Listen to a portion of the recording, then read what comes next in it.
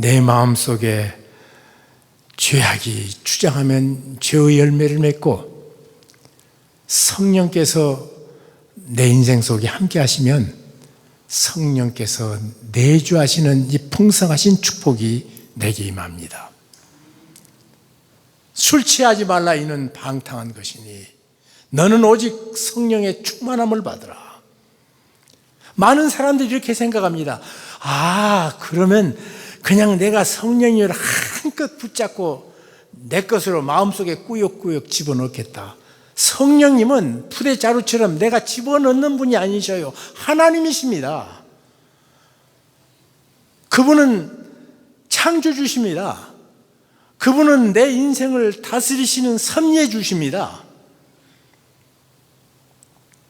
주권자이셔요.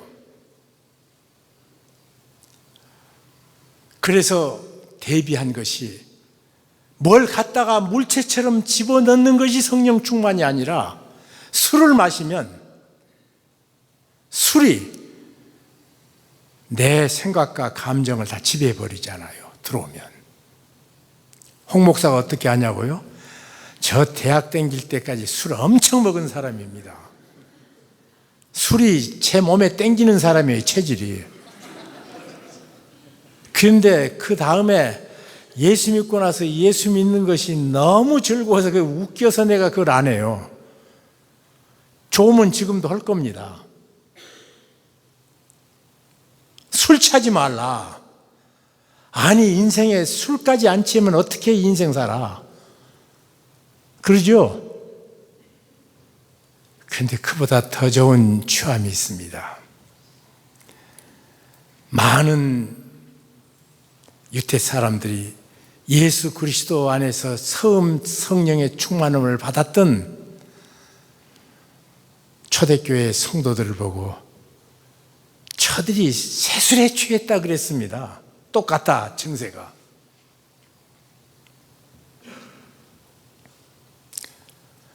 성령께서 나를 얼마나 지배하시는가. 그 지배를 위해서는 계시는 줄 알아야겠죠? 또 그 지배를 위해서 그분 뜻을 알기 위해서 교제해야겠죠? 그분이 내게 말씀하시면 그분이 주권자니까 순종해야 되겠죠? 그러면 그분의 풍요가 열매로 드러납니다. 어떤 열매인가? 우리가 늘 잘 아는 갈라디아서 5장 22절 23절. 오직 성령의 열매는 사랑과 희락과 화평과 오래 참음과 자비와 양선과 충성과 온유와 절제니, 성령의 열매는 이 같은 것을 금지할 법이 없다. 마음에 맺으니까요, 감옥에 있어도 이거 안 뺏기고요, 고문의 현장에도 금지할 법이 없습니다. 쿠오바디스라는 소설을 보면 네로가 예수 믿는 사람들을 각종 잔인한 모습으로 죽였습니다. 이 사람이 잔인했던 사람인지라 잔인하게 죽은 크리스찬들 모습을 한번 보고 싶어갖고 이것들 내 말 안 듣더니 쌤통이다. 그리고 저녁에 횃불을 들고 죽어있는 현장의 시신들을 살펴봅니다. 우리는 끔찍해서 못 가겠는데 잔인한 사람은 거의 즐겁답니다. 어떤 도가 지나면 그것을 즐기러 갔는데 편안하게 웃고 죽어있는 성도를 보면서 이놈들 봐라, 웃고 죽었네, 웃고 죽었네. 금지할 법이 없는 성령의 열매, 마음 안에 사랑과 희락과 기쁨이죠. 평화와 오래 참음과 다른 사람을 향해서는 한없는 자비로움과 늘 부드러운 온유와 하나님을 향해서 자기 맡은 일을 향해서 충성과, 그리고 자기를 늘 다스릴 줄 아는 셀프 컨트롤, 절제. 남 핑계 대지 마세요. 왜 내가 불안한가? 그 사람 때문이 아니라 뭐 때문에? 성령 충만하지 않기 때문에. 다른 사람을 향해서 강팍하고 싶은 마음, 이거 해놓고 나서 부끄럽고 창피하고 그러잖아요. 근데 그거 잘 안 된단 말이에요. 안 되는 이유가 뭔 줄 아세요? 내가 성령 충만하지 않기 때문에. 성령께서만 내 속에 주시는 것, 이것들이 내 속에서 열매 맺는 것을 금지할 법이 없다. 두 번째로, 성품에 놀라운 변화를 줍니다. 성품의 열매입니다. 이것은 베드로 후서 1장 5절부터 7절까지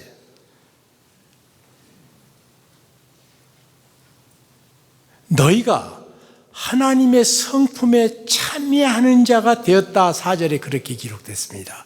하나님의 성품에 참여하는 자가 되었다. 성령의 성품에 참여하는 자가 되었다. 그 말이에요. 예수 믿고 나서 인생의 품격이 달라지지 않는 것은 잘못된 것입니다. 그 성령님은 내 마음속에 한번 스쳐서 사랑을 주고 가고 믿음을 주고 가고 충성을 주고 가는 것이 아니라 내게 계속 충만히 임하면 내 인격이 달라집니다.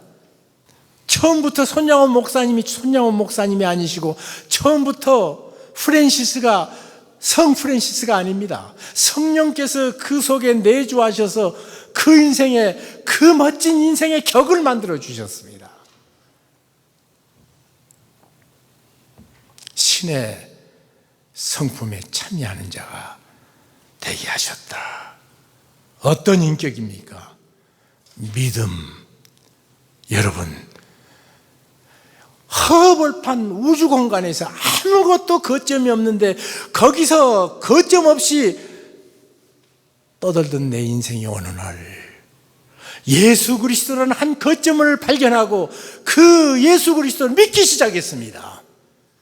그 이전에는 모든 것이 해이였습니다. 모든 것이 허무였습니다.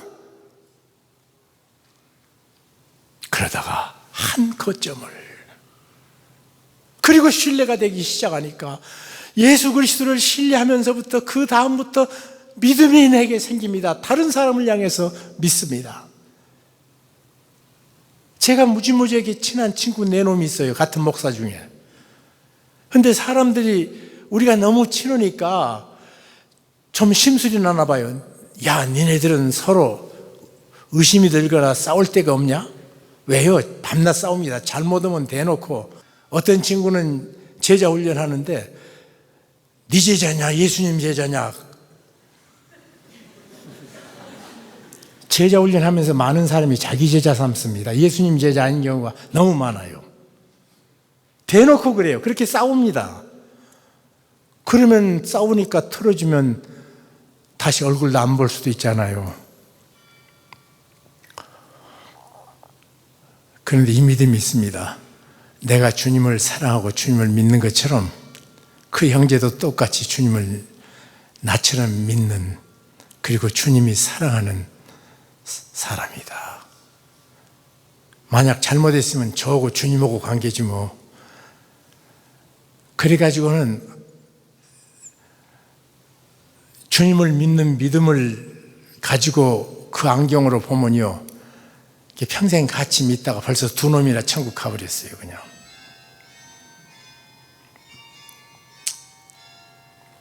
여러분, 믿음은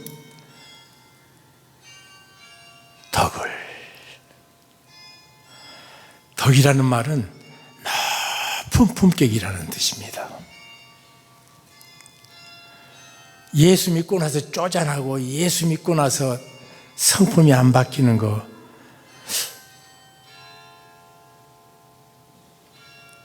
아니에요. 성령 충만하면 사람의 격이 달라집니다. 그리고 진정한 지식이 생깁니다. 세상이 갖는 지식이 아니라 모든 지식 위에 뛰어난 하나님을 아는 지식이 모든 지식 위에 서서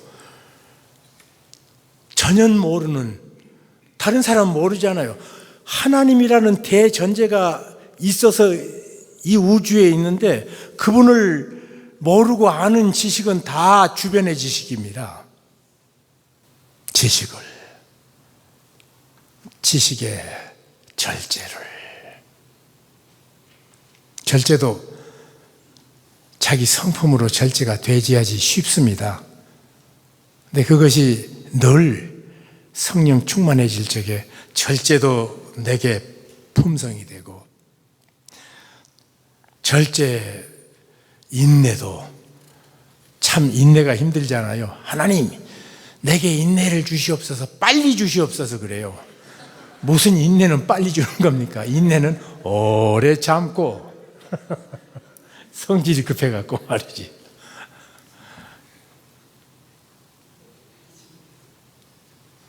인내라는 성품, 어려도 뻑뻑히 하나님께서 곁에 계시니까 이것을 합력의 선을 이루실 줄로 믿는다. 절제. 그리고 경건을, 그러면 경건이라는 말은 가틀리네스라고 그래. 하나님 닮음이에요. 하나님 닮음. 경건이라는 말. 언젠가 계속 성령 충만하면 우리 주 예수 그리스도를 닮아가는 삶의 모습들이 내 삶의 품격으로 머물기 시작합니다. 그리고 형제 우애를, 가까이 있는 사람 사랑하는 거고요. 그리고 마지막에는 모든 사람을 사랑의 눈으로 볼 수 있는 마음을. 그러니까 성령 충만은 내 마음의 열매를 사랑과 희락과 평과, 그 갈라디아서 5장 22절 23절이라면 이 품격 속에, 내 인생 속에 베드로후서 1장 5절부터 7절까지고요. 그리고 우리가 지금 성경 읽었던 술 취하지 말라 이는 방탕한 것이니 오직 성령의 충만함을 받으라 그렇게 말했잖아요. 그 다음부터는 우리 인생의 모든 관계를 통해서 맺어지는 열매입니다. 왜냐하면 나만 잘 돼서 안 되잖아요. 혼자 사는 인생이 아니니까 주변 사람들과 함께 있어야 그 인생이 참으로 복됩니다. 첫째로 성령 충만이 우리에게 주는 좋은 관계 개선은 하나님을 향해서입니다. 이렇게 말하고 있습니다. 술 취하지 말라 이는 방탕한 것이니 오직 성령의 충만함을 받으라. 시와 찬송과 신령한 노래들로 서로 화답하며 너희 마음으로 주께 노래하며 찬송하고 범사에 우리 주 예수 그리스도의 이름으로 항상 아버지 하나님께 감사하며. 우리가 제일 먼저 실망하고 불평하는 것이 하나님입니다. 하나님이 계시다면 내게 어째 이런 일이 이래지지 않아요. 그리고 원망이 돼요. 그런데 성령 충만하면 어떤 환경 속에서도 하나님을 향해서 찬송이 입에 떨어지지 않습니다.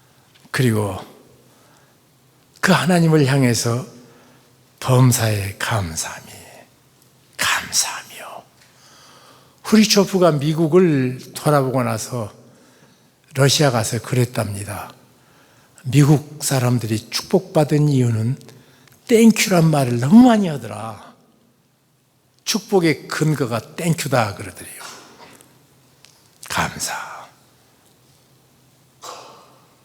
감사는 다시 말합니다. 하나님께서 내게 행하신 일을 기억하는 것이 감사합니다. 감사는 remembrance입니다. 기억이에요. 영어로도 think하고 thank는 같습니다. 어원이 같아요. 그러니까 하나님께서 내게 무슨 일을 해줬는데 기억하지 않는 것을 우리는 배은 망덕이라고 그래요. 감사. 예, 사실 하나님 앞에 우리가 하나님께서 내게 베푸신 거 감사 잘 안 하잖아요. 아팠다가 일어나야만 감사하지 날마다 건강한 것은 절대 감사 안 해. 그러면 당신들 맨날 아프게 해요. 감사 하나님께서 받고 싶으면 아프게 했다가 낫게 했다가 아프게 했다가 낫게 했다. 좋은 일을 평안하게 살면 감사 안 해. 그러다가 무지무지하게 힘들고 어려웠다가 해결되면 하나님 아버지 감사합니다 그래요. 그러면 당신들 맨날 어렵게 했다가 또 풀어주시고 어렵게 했다가 풀어주시고 그래야 되겠어요? 근데 아침부터 저녁까지 내게 행하신 일을 하나하나 감사하면 하루 종일 감사할 적에 감사했던 그 사건에 우리 주님이 거기 옆에 계셨습니다. 믿습니까? 그런 사람만이 임마누엘 하나님이 어떤 분인 줄 알아요. 이 감사는 하나님이 나와 함께 하심을 고백하는 놀라운 현장을 갖게 됩니다. 제일 먼저 성령 충만해야 될 장소가 어디냐면요, 그 다음 하나님을 향해서 올바른 관계를 만났다면 두 번째로 올바른 관계를 만든 장소가 부부입니다. 성령 충만의 인간관계의 첫 번째 현장은 부부예요.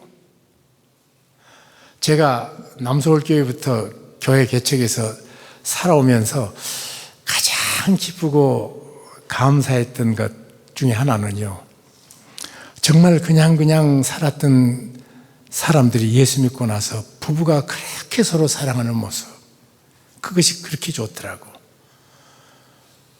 우리 교회에 혼자 나오셨던 집사님이 계셨습니다. 그분은 나를 만나면 늘 하는 말이 언제 예수님 오시는가.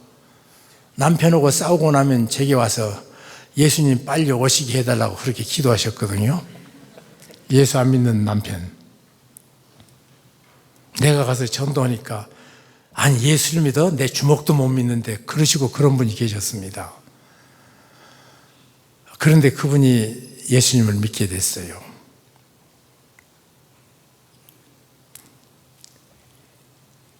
그분이 60세 때인가 저희 부부를 식사 대접하시면서 그렇게 얘기하시더라고요. 자기에게 가장 크게 달라진 것 중에 하나는 아내가 그렇게 예쁘대요. 얼마나 기쁜지. 성령 충만의 현장이거든요. 이게 부부싸움 하시면 내가 성령 충만한가? 예. 그리로 돌아가세요. 그리고 성령 충만하면 그 다음에 아비들아 내 부모를 공경하라. 이것이 약속 있는 첫 계명이니 땅에서 잘되고 장수하리라 말씀하셨습니다. 자식들이 부모를 그렇게 신뢰하고 부모를 감사해요. 사실 우리가 자라면서 참 부모가 못마땅했거든. 그러죠? 제가 그랬어요. 정말 못마땅했습니다. 소문나기는 엄청난 부잣집 아들인데 아버지가 고아원을 시작하면서 고아원에서 똑같이 키워놓으니까 이건 뭐 더 미치겠어요.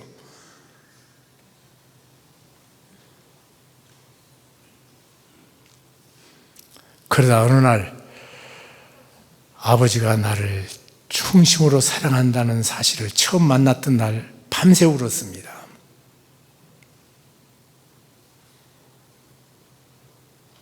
성령께서 알게 해주시니까.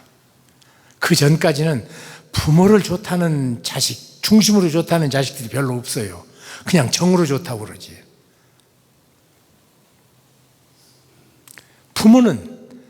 부모들아 자의를 노엽게 하지 말고 주의 교양과 훈계로 양육하라. 자식이 말 안 들으면 그냥 알밤을 주고 호통을 치고 그렇게 하지 않고 그 영혼을 하나님께서 내게 주신 자녀를 노엽게 하지 않고 주의 교양과 훈계로 양육하는 부모, 가장 아름다운 관계죠. 그 다음 6장 가면 이렇게 시작됩니다. 종들아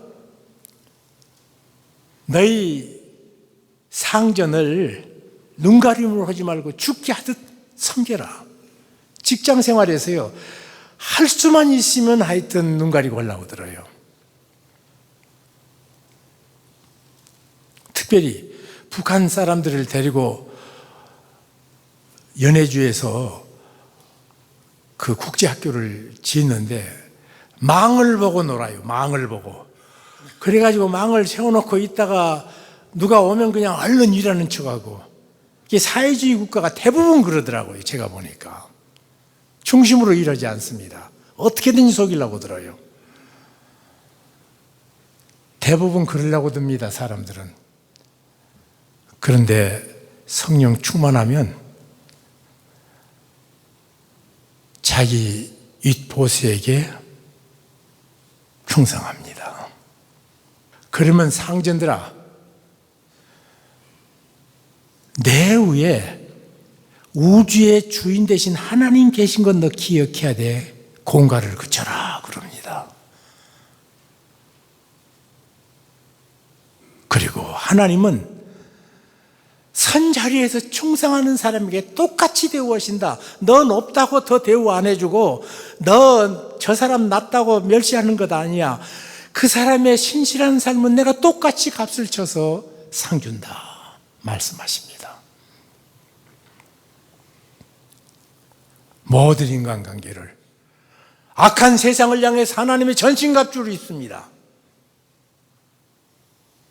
그런가 하면 멸망당하는 세상을 향해서는 입을 벌려서 담대히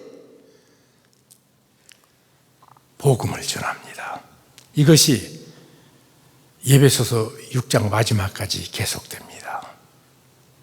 사랑하는 성도 여러분, 어떻게 사시겠습니까? 성령께서 내주하시는데 그 성령 하나님 무시하고 사시겠습니까?